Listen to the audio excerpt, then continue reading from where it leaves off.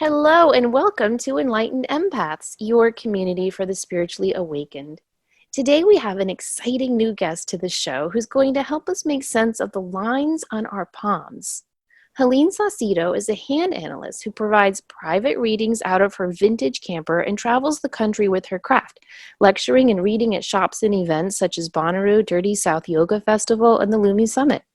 She also has a background in design and art direction, with more than 10 years' experience working with such brands as Turner Broadcasting, Cartoon Network Latin America, Steve Madden, and Macmillan Publishers.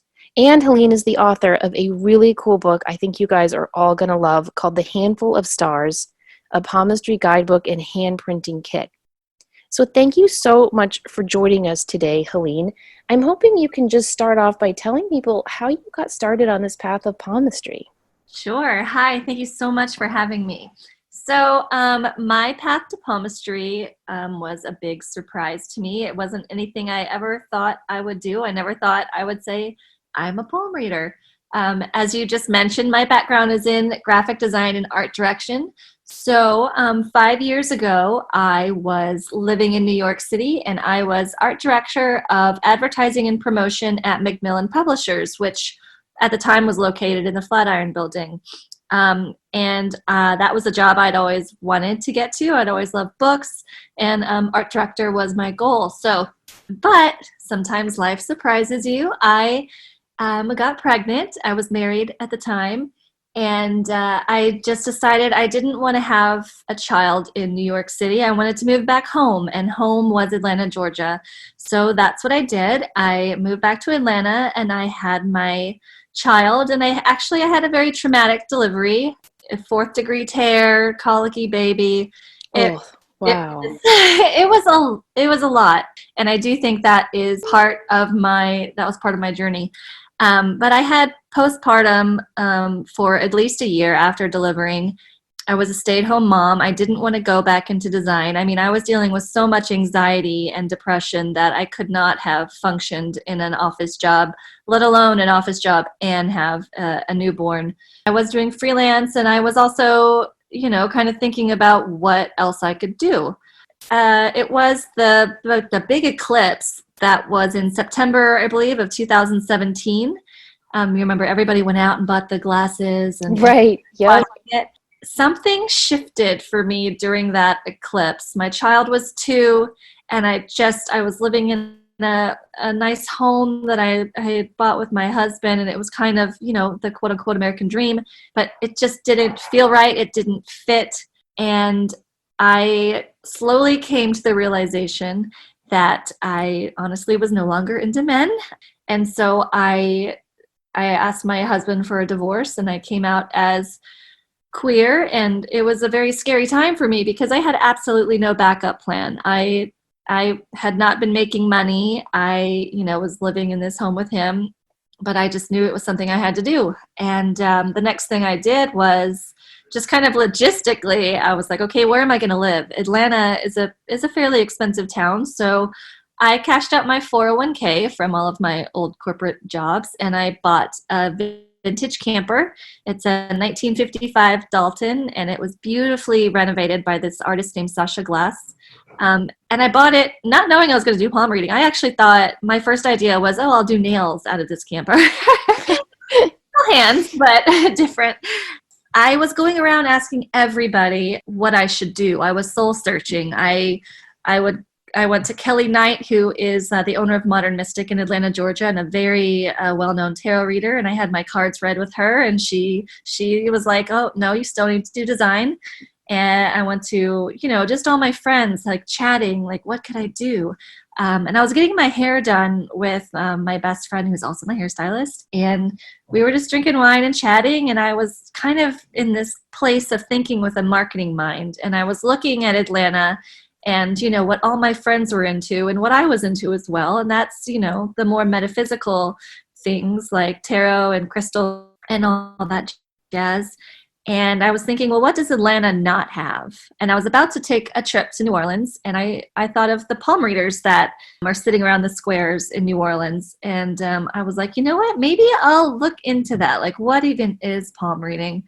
So my friend kind of dared me. She was like, "That sounds so cool. You should do that at this Christmas pop up that I'm having." And I'm like, "Okay, well let me figure out what this is." So I went to New Orleans and I did have my palm read. It was a little disappointing, but I bought some books and started to study. But I realized how overwhelming all the information was in the books, and it overwhelmed me. And I had like a week until this Christmas pop up. So I created a purple sheet that kind of broke it down into a formula that would build a palm reading, not only so it would be easy for somebody else to understand, but mostly so it would guide me through how to do it. And the first night, I think I read like 5 palms. I charged $5 and spent like an hour with each person. And everybody had so much fun and was so into it. Because I would print their hands with block printing ink onto the sheet and then just mark all over it. And we would just have this discussion of the interpretations and how that would relate to them and their lives. So that really just kind of took off. I kind of followed this wave of the excitement. I started reading out of a little place called Seed to Star Collective in Atlanta. Then I kind of put it together that, oh, wouldn't this be cool to do out of my camper? And again, just rode the wave. I would start doing pop-ups and festivals and private readings out of my camper. And I was doing it in a way as well that it was informed by the books that I had read. A lot of them are older, like from the 1900s. And they weren't very modern. They weren't really relating. And some of them seemed too assumptuous about people. I like to leave room for interpretation and also just intuition to see what felt good to me. And honestly, the book that you just mentioned, I had that idea during, this whole transitionary time of me getting divorced. I just thought, oh, well, there are no books that are really kind of modern and reaching my friends and my crowd. So I went back to my old publishing contacts and I was like, hey, I'm not asking for any favors. I just think this is a cool idea. What do you think?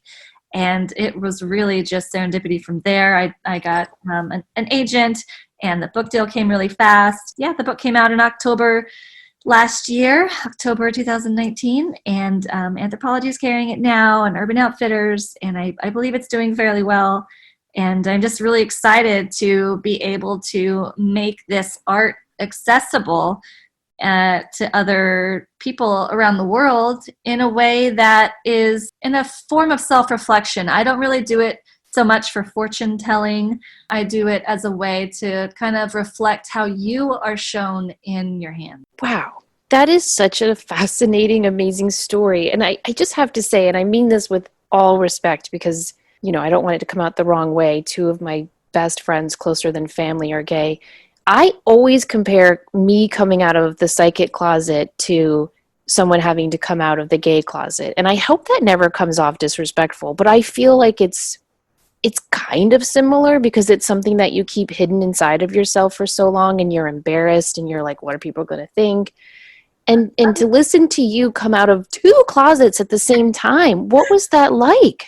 There was a lot of fear, I'm in my late 30s. And so, I was a late bloomer, I guess. And I was concerned about what my parents were going to think and, what my friends were going to think. And palm reading is such a strange kind of thing that, nobody's really talking about or doing.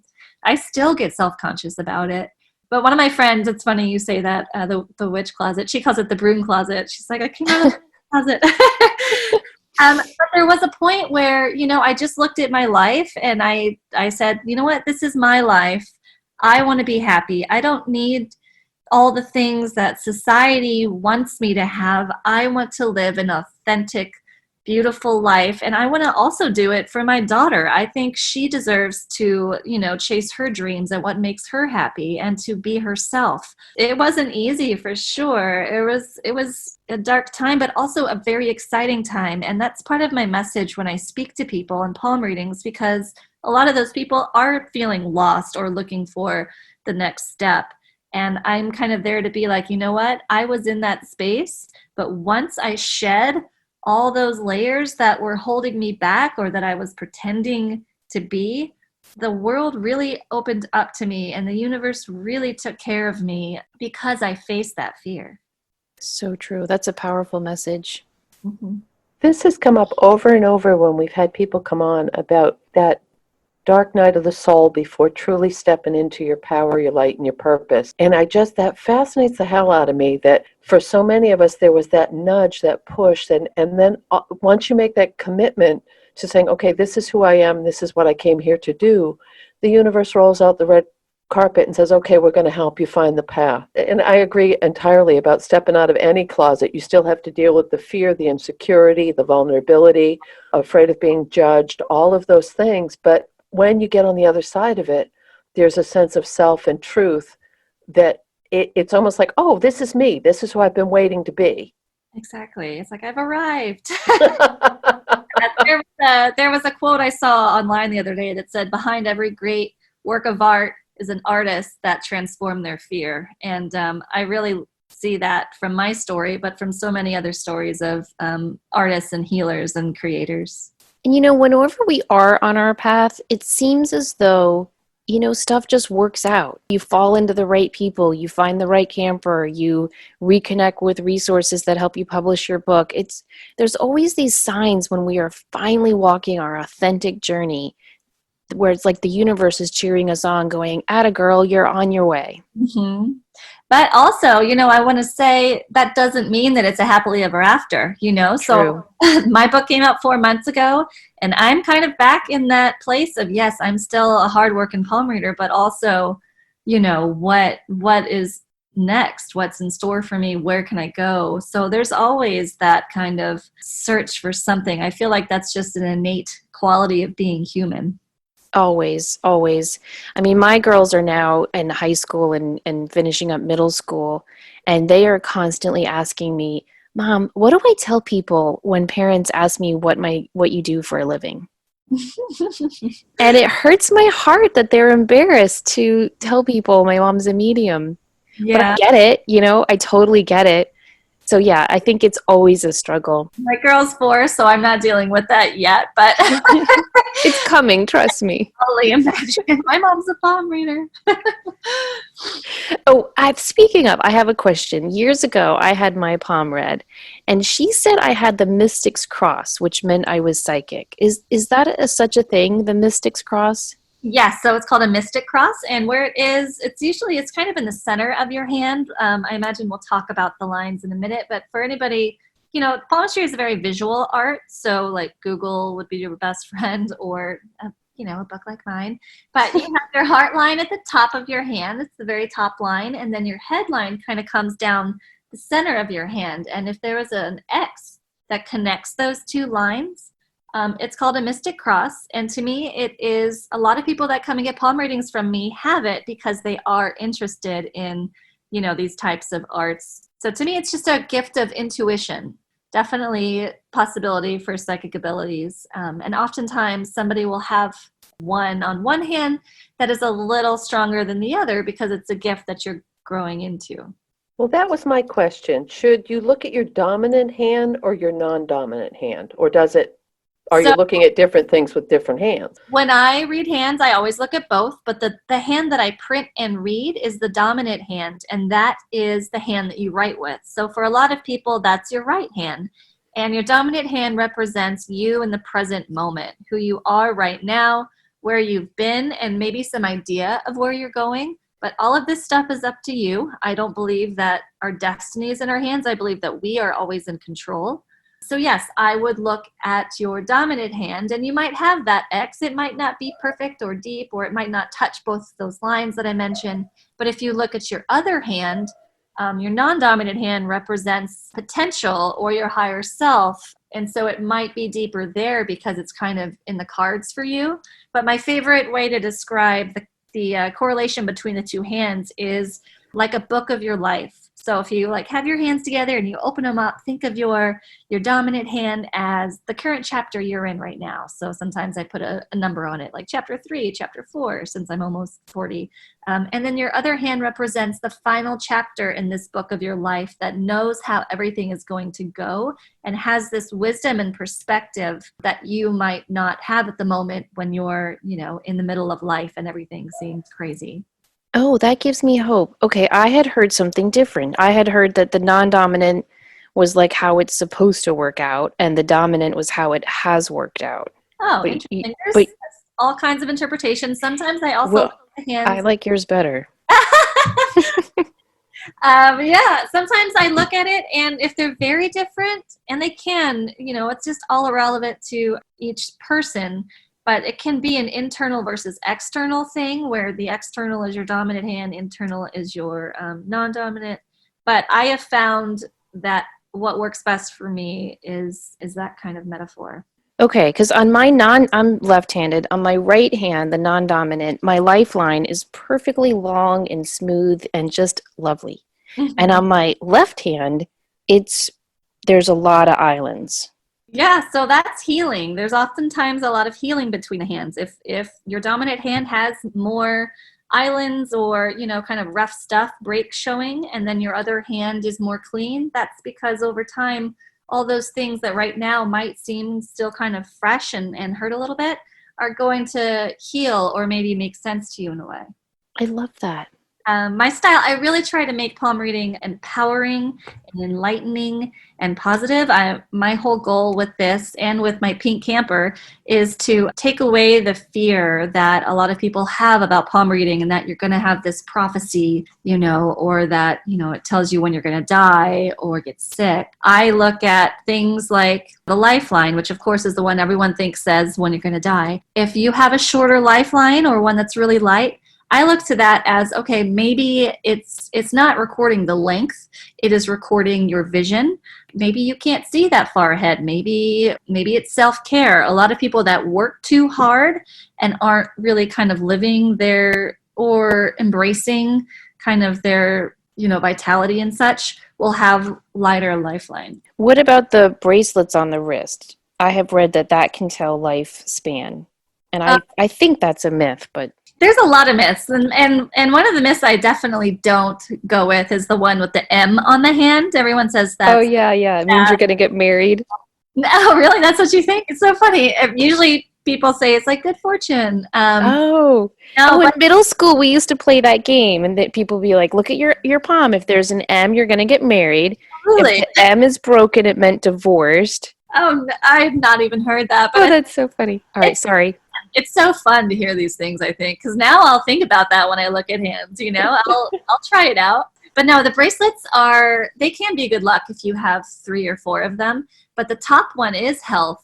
And that is something I do try to stay away from too much because I'm really ethical in the way that I read. I don't want to plant any kind of seed that can actually manifest somebody's life. I'm a very strong believer in, mind over body and things like that. Yeah, but the top one is health, and it can represent organ health. So if there was a break in it, it could mean, you've had some problems with your, especially females, reproductive issues and things like that. So what I love, though, is that the lines will change and evolve over the course of a lifetime. Mm-hmm. And Samantha and I have talked about this a lot. Whenever I'm doing any readings that are intuition, psychic, divination, I always give the disclaimer, subject to change and free will. And I think you're saying the same thing. I can give you this information, but it's how you choose to process it with your own inner knowing and light. Oh, 1000%. Free will this is all up to you. I can give you this information, but it's ultimately with that awareness, you're in control. I love that. No, I got my palm read in 2006 when she showed me the Mystic's Cross and all of that. And she said, your heart line ends in a branch, so you're going to get divorced. And I looked at her and I was like, no, I'm very happy. And I don't really believe in divorce unless it's like, a big issue has come up and I don't see that happening. And she was like, well, it's in your palm, it's happening. And I was kind of like, F you, lady, like, don't tell me that. And then, of course, years and years later, I get divorced. So Really? then I like to look at my kids' palms all the time just to see what's going on with them. And I do not know nearly enough to ever read a palm, but, I know a little.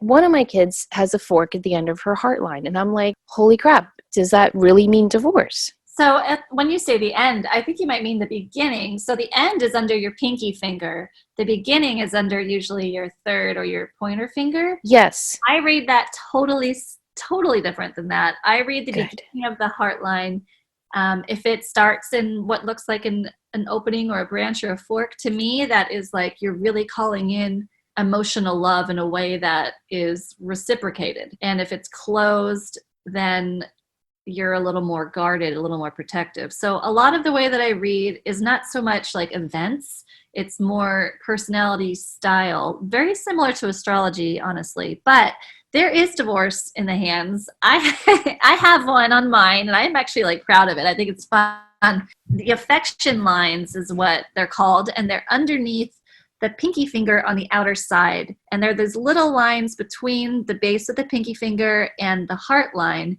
And a lot of people think that they represent how many children you have or will have. And I don't believe that at all. Children are actually, for me, the hardest thing to find on the hands.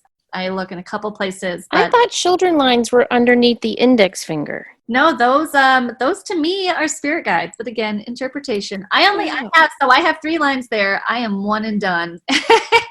And I have 2 lines under my pinky finger, and there's definitely not another child in my future. So, but where those affection lines are under the pinky finger, it works on a timeline. Beginning of life is at the bottom of the pinky. End of life is at the end of the heart line. And so a lot of people will have 1 or 2, and it doesn't necessarily mean you're going to be married multiple times.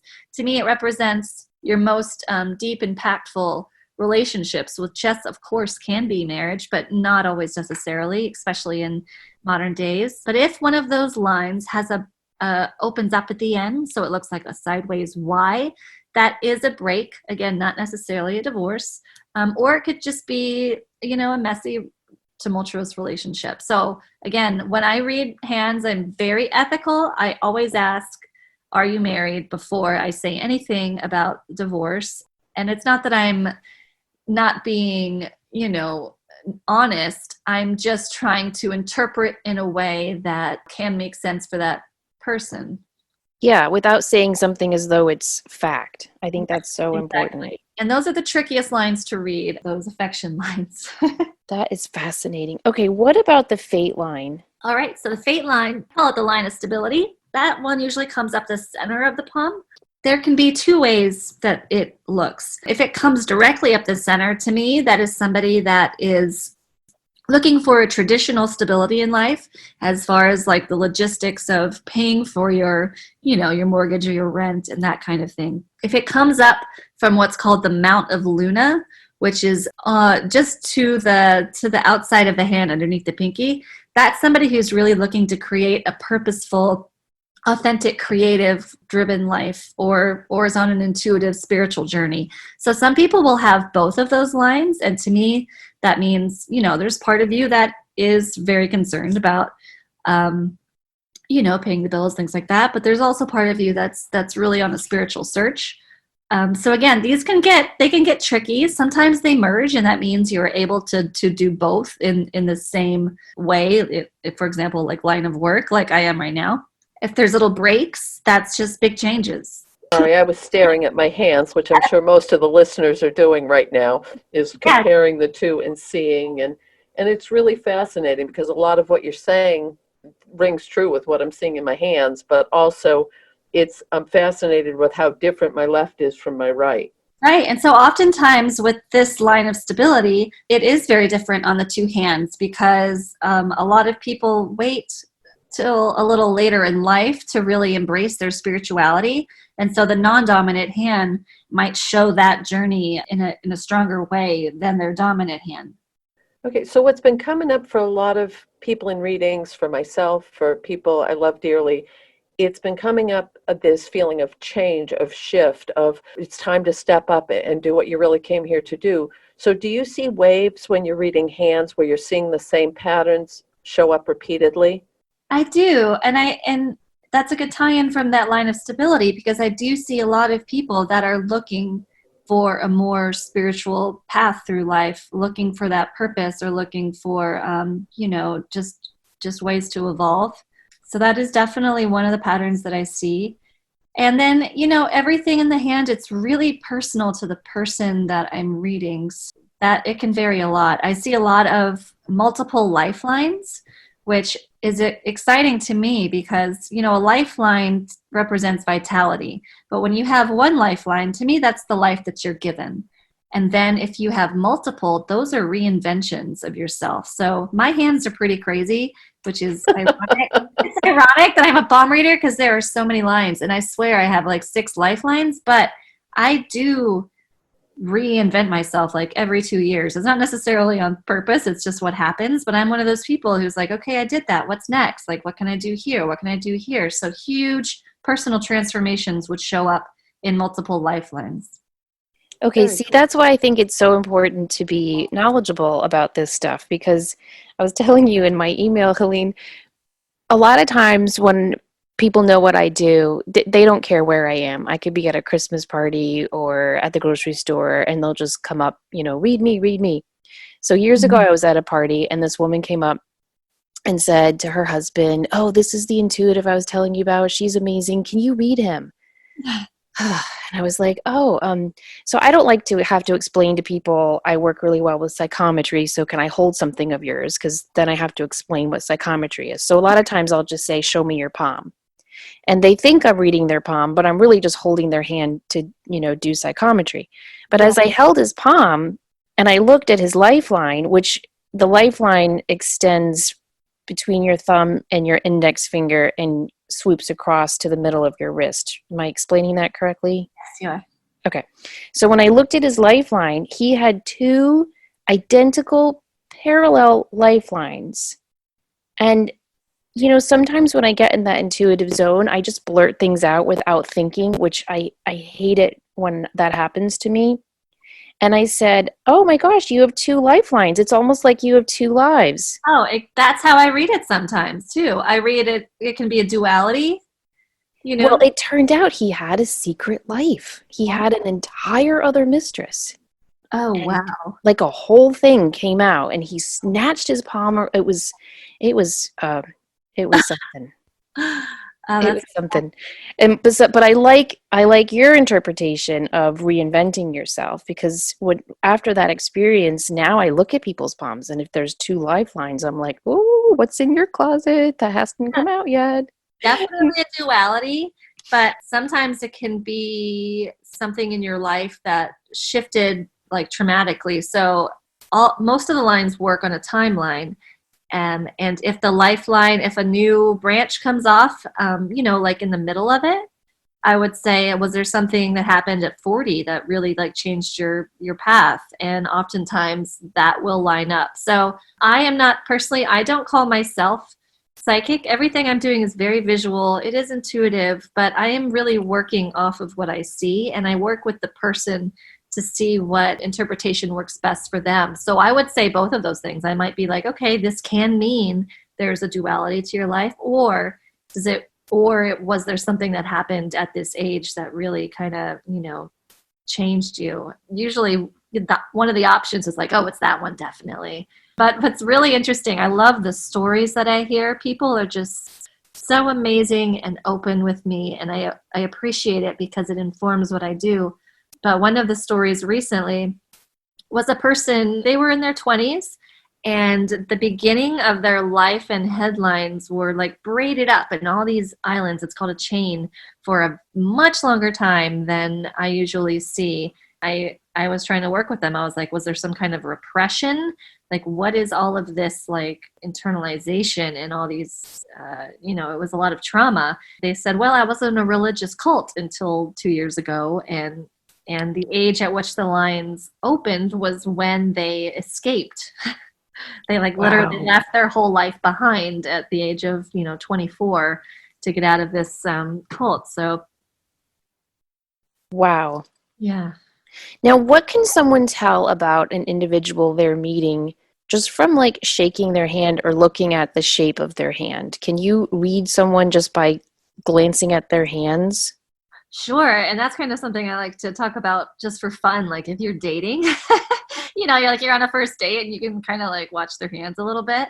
So I would say just in terms of that kind of light and fun, if somebody has a large amount of Venus, which it's right next to your thumb, that kind of like bigger pad. I think there's like that that thumb joint right there. If it's like disproportionately large to the rest of their hand, that is somebody who really is pleasure based. Like that's what they're really into in life, because Venus represents love, but also it's somebody looking or that needs a lot of pleasure. So, if that can be food, art, culture, all that stuff, but it can also be sexuality. I would say the texture of somebody's hand when you're shaking it can be a big indicator. The rougher the hand might be the more, I don't want to say abrasive, but the more, I'm just going to say abrasive the person. Like a black and white finger? No, like if you're shaking somebody's hand and their skin feels really rough.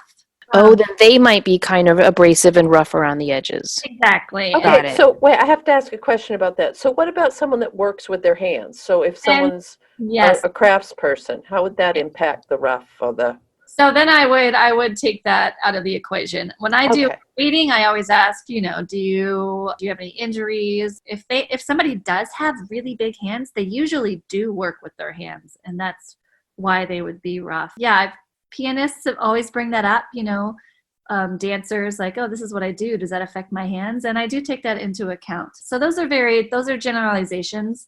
But the shape of the hand is very interesting, especially in this time when everybody's very into astrology.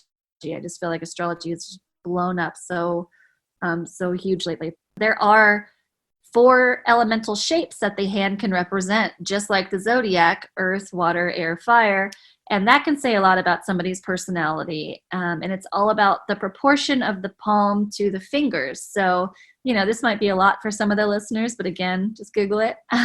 I usually just start, is it long or is it more short? If it's long, that would be that would be water or air. The longer the fingers, if they have really long fingers, that would be an air hand.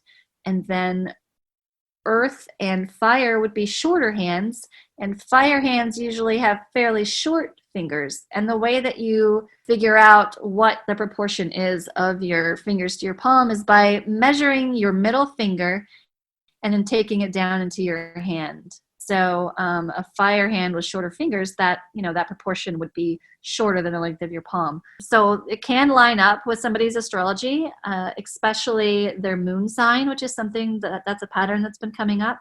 So if you know your sun, rising, and moon, it might make a lot of sense to you there. That is a way to just a general indicator of somebody's personality, because the 4 elements, it's the same as with the zodiac. It's the same qualities. A fire sign would be somebody who is more restless, anxious, and warm, and earth hand would be more grounded and practical, etc. Is it true that if there's little star shapes on your palm, it means different things? So my little company is called Handful of Stars because stars on the hand to me are magic. And where they are is where that magic lies. So some people will have a star, and stars, they really just look like asterisks. Just like a little simple crossing of lines. If there's a star at the end of your headline, that's somebody there's really something special about how they think. If there's a star in the Mount of Luna, then there's something really special about your intuition. If there's a star where your spirit guides are, then you've got something powerful kind of watching your back. So interesting, speaking with mediums, I look at those spirit guides, which are underneath the first finger. And a lot of people will have these just kind of like a tally of lines. And that's like, okay, this is your crew. They're there. A star there, would mean like a powerful spirit guide. I read one woman who had 3 stars, and she had told me that mediums approach her everywhere. She's like, I'll just go to a festival or like a bar, and mediums approach me and they're like, oh, this person wants to tell you something. So yeah, stars, like if there was one under your pointer finger, then that is the finger of Jupiter. It's all based on mythology. And that would be somebody who there's something special about how ambitious, or they could be a leader. So yeah, it just depends where they are. I have a star under my ring finger, and my lifeline ends in a star. All right, so under your ring finger, that makes a lot of sense, because under your ring finger, that is called the Mount of Apollo. And Apollo was the god of arts and music and also medicine. So anything that lies on that mount is going to represent somebody that is a creator and or healer. So that makes sense for you, right? Yeah. Yeah. Wow. It's on both ring fingers. Okay. And does it mean anything if there's a star at the end of the lifeline? I think that just means there's something that's guiding your journey. That is so neat. Now, what about the little dots on the line? Oh, like just little tiny dots. Yeah. Those would be on your lifeline. Like I don't have them on I have a little dot on my heart line, but I've looked at other people's palms and there's like little dots Those on like are each line. those would be markers of an event. And again, that's where this like timeline will line up. I have some very specific dots on mine as well, and it's just very specific events that affected you in these different areas of your life. So if there was dots on your headline, you could track it down to very important decisions that you had to make, or maybe it was a time when you were under a lot of stress, or that kind of thing. If it's on your lifeline, it would be something that really affected your vitality. So some people, it might be getting sick. Some people, it might be moves. Moves are usually very big on the hand. I don't see too many dots. I see a lot of those islands. Islands look like little bubbles. And the island, they're just a little period of challenge. They are not as dramatic as a break in a line. If there's a break in your headline, I could almost, I think, prove it with data that it lines up to huge change, usually something that was unexpected. Wow. Okay, what about triangles? Triangles are strengtheners wherever they are. So Okay. any kinds of little vertical lines on a mount call in energy to the qualities that mount represents. So a triangle on a line was going to be, it might be like, okay, this might have been a hard time for you, but you were resilient or taken care of in a way. What is it called? A grid, like if it just looks like a big hash of lines, that's going to represent blockage. So if that was on this finger of Jupiter, that would say, okay, you might be ambitious, but you're maybe too hard on yourself. I don't know how you learned all of that. There's so much to learn because from what I'm hearing, like a fork can mean a divorce, but it can also mean an open heart, depending on where it is. But Right. a trident, if a line ends in 3 branches, isn't that something different, right? Right. If the end of a line is something totally different. So if the headline opens up at the end, to me, that is an opening or a shift in your perspective. Lining up on one of these timelines again, it's usually a lot of things that happen at once. So let's say somebody got married, had a baby, and moved into a house in the same year, then that's where the line would open. If it opens in a trident, that can be like a loss of energy. So overall, especially with the lines, it's energy that I'm reading. I'm looking at them as rivers of energy and thinking about them in that metaphor. Like what's going to happen if a river splits? What's going to happen if it forks? And how does that relate to this metaphor of energy?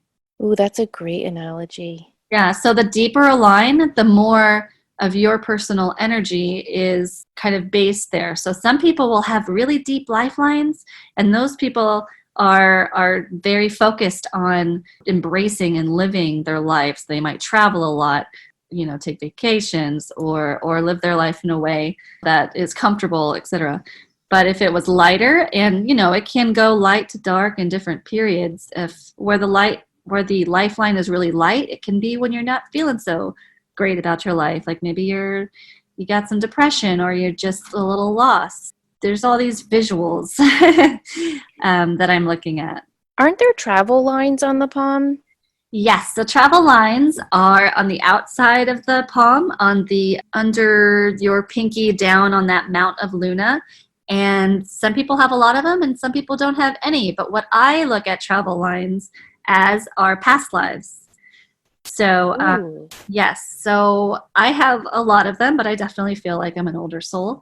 If it's cleaner over there, that could be somebody who maybe hasn't had that much activity in that area. That is so cool. I never thought about past lives in the palm. Have you, Denise? No, I really haven't. That is real. Okay, I have to stop looking at my palm and focusing. So I had a really neat experience, again, looking at someone's palm.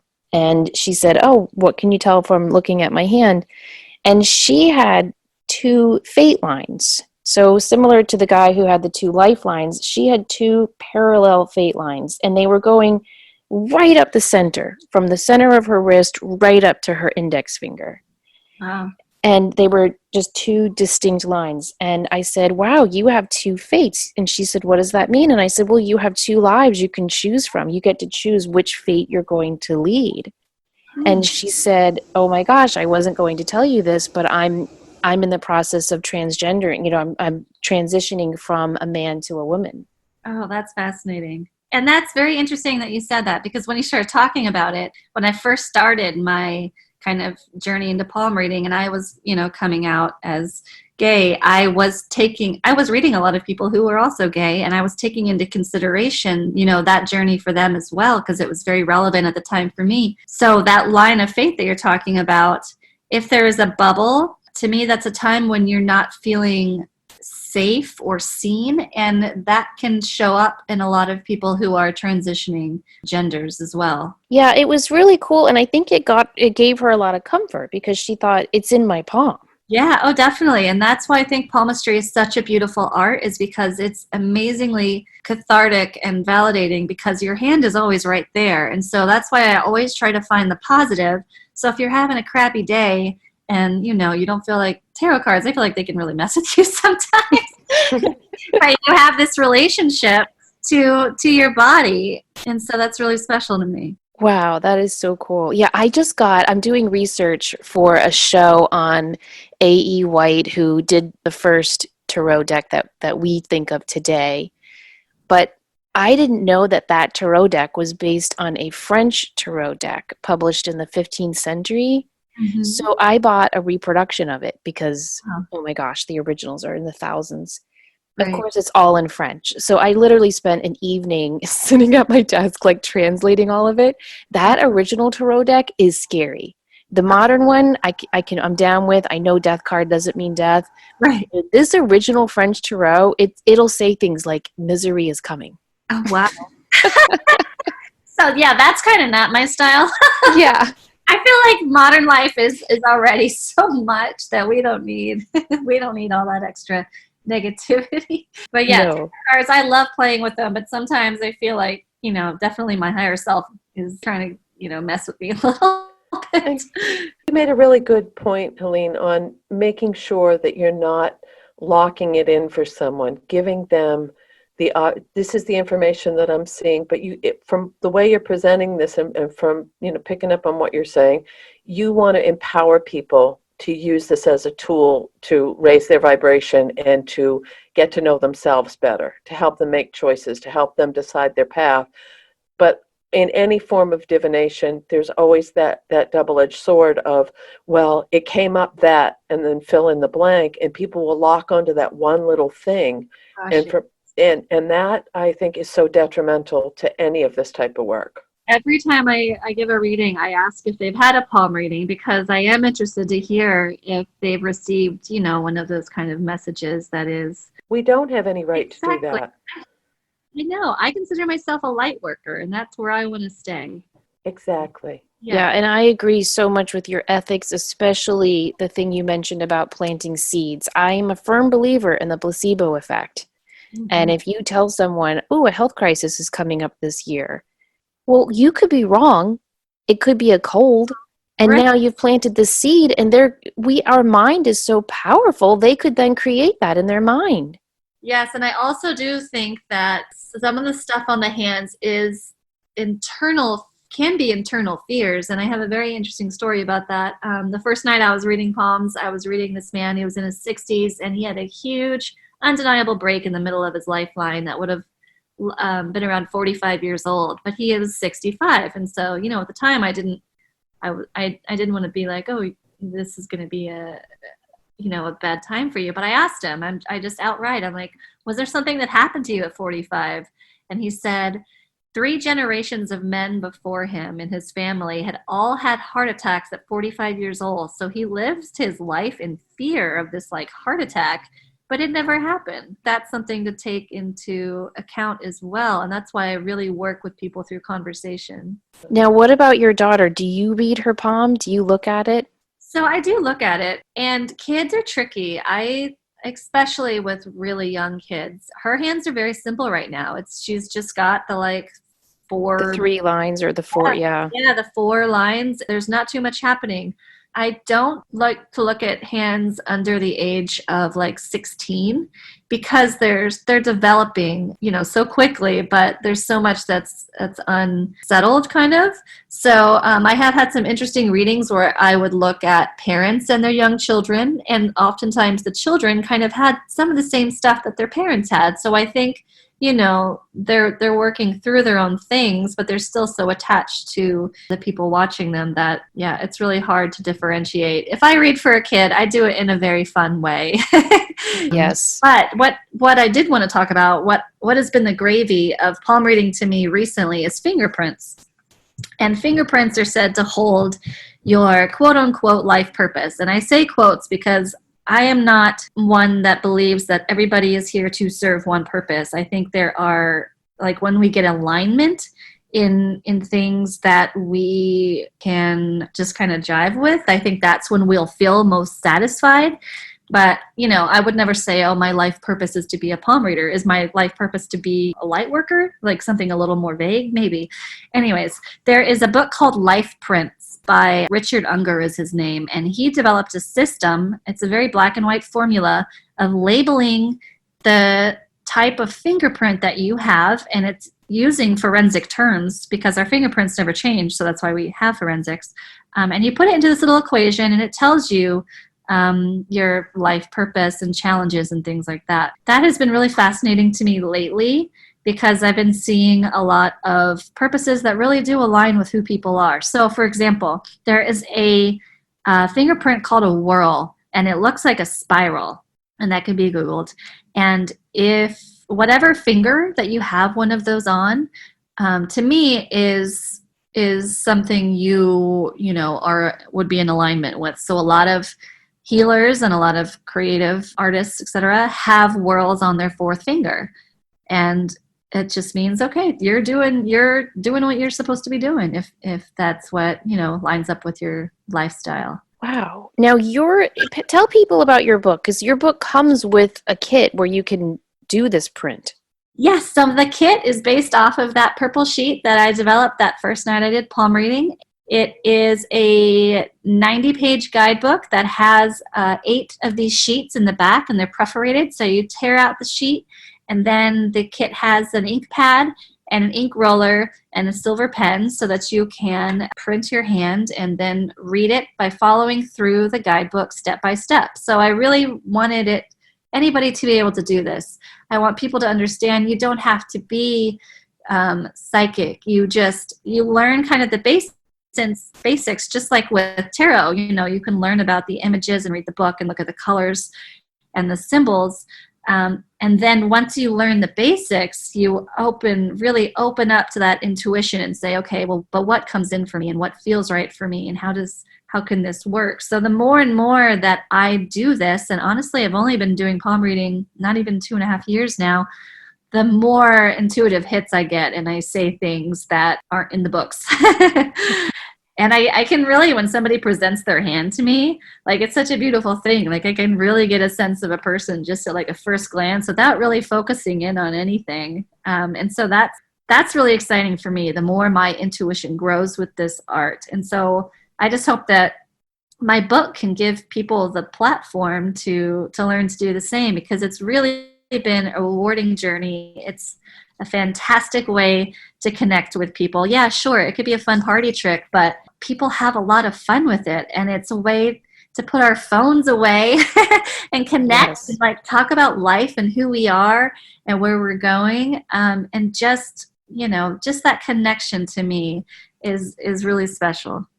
See, I love that story, and this is why I always encourage people to learn at least one psychic tool, whether it's palm reading or crystals, tarot, pendulums, psychometry, because once we give ourselves permission to shut off that monkey mind and focus on something internal, like who am I through my palm, Right. who am I with crystals, it does awaken and unlock our intuition. And again, I know I say this all the time on this show, but it's not a gift, people. It's Yeah. an ability. It's a muscle. We all have it. And so I'm thrilled to learn that your intuition is opening up. And I am positive that's going to keep growing for you. I'm really excited about it. And it's funny you just said it's an ability that you have to work with. Whenever I see a poem that has a lot of intuition in it, and they're not necessarily into the things that we are, I always tell them to buy tarot decks because I'm saying, you know what? That is just a way to flex that muscle. You've got it.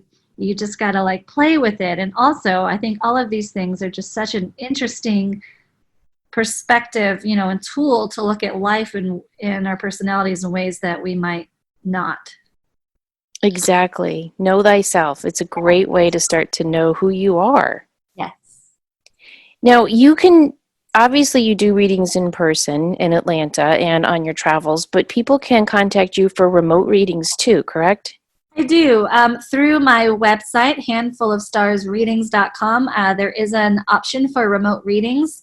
And with a remote reading, I send a sheet of paper that has instructions on, I think it's like 6 photos to send me of your hand. And I do it's usually a 9-page report that is extremely thorough and with diagrams, and it breaks everything down. And then I offer a video chat to discuss any questions they have. That is so cool. There are very few palm readers I've come across that do it remotely that, are also ethical. So that's fantastic. Yeah, and I have to thank my design background for that because, I just really have a lot of fun with the reports, making them pretty and making sure everything is visually communicated. Are you thinking about another book like Handful of Love? Or I'm definitely, that's so funny you said that. I started a second proposal this morning. It's not going to be palmistry, and I don't know when and if or what will happen, but I would love to continue to be repackaging these ancient arts that maybe aren't up to date. That's all I'll say. Oh, that's exciting. Well, Denise, do you have any final questions for her before we wrap up? No, and thank you so much, Helene. This has been a fun show, and it's also been incredibly informative for us, but also for the listeners. So thank you. Yes, oh, thank you. And I just like to say my kind of main place of communication for anybody who has questions or wants to learn more or, follow what I'm doing is Instagram. And my name on there is handfulofstars_readings. And I'm very active. I just ask that people don't send me pictures of their hands, but if like little questions are fine. That's awesome. Okay, I'm definitely going to follow you on Instagram. Sometimes when I see pictures of like famous people and they're waving or like the president, I will like freeze that photo and look at the lines on their palm. Do you do that? Oh, yes. And Yeah. I did a Christmas party last year that was Prince themed. And I printed a picture of him with his hands up and I read his hands. That is so cool. Yeah.